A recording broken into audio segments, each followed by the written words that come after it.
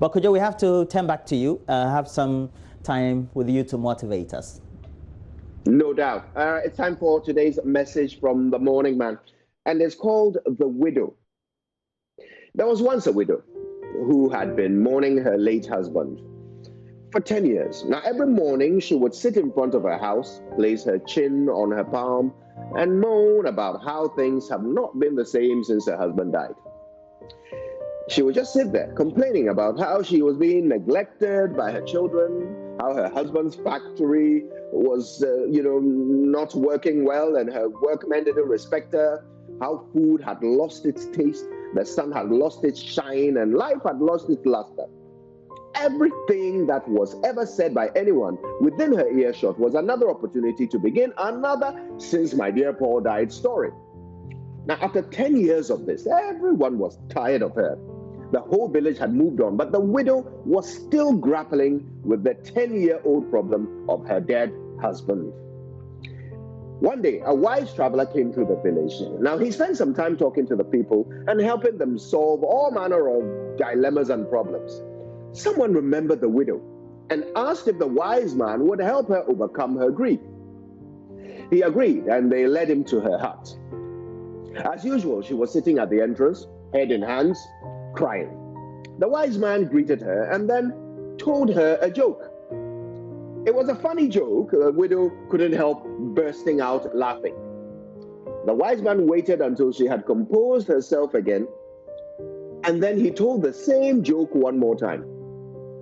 This time, the widow laughed politely, but briefly.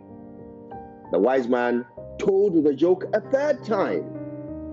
The widow simply cleared her throat awkwardly and remained quiet. After a few moments of uncomfortable silence, the wise man said, "So, if you don't keep laughing at the same joke, why do you keep crying over the same problem?" My dear friend, is this you? I mean, I admit it's me sometimes. I can obsess over what is not yet perfect to the point where I momentarily lose sight of all the beauty and the hope and the life around me in a single-minded quest to fix the imperfect. Now, I find that I must physically remind myself to stop and smell the roses around me every now and then. So don't get me wrong, we must keep seeking solutions to our problems, but what we must not do, more than necessary, is cry over them. I mean, bad things happen. This is part of the balance of life. We have no problem understanding this when it happens to others. The difficulty always is finding that perspective when you are the one that bad things are happening to.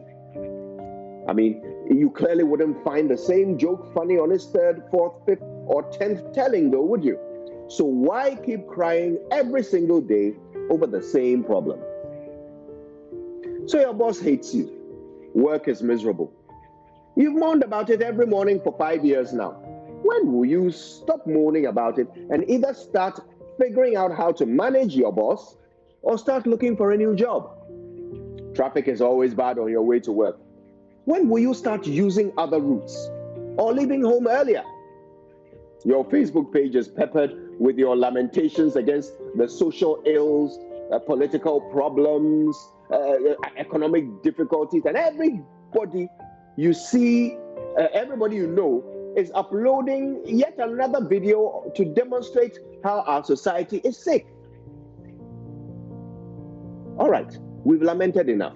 Let's start fixing it. If it were funny, you wouldn't laugh about it every day. So if it's a problem, don't cry about it every day.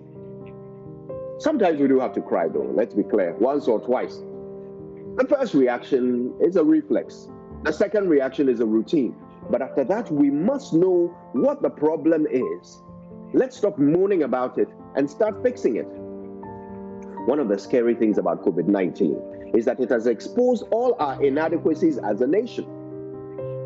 Our vulnerable healthcare system, our poor education system, our disorganized transport system, our weak economy, all of these have become the subject of every conversation as we struggle to cope with this new disease.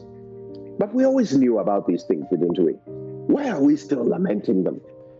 When will we stop crying over them and start fixing them? What are we waiting for? The next plague? We might not make it that far.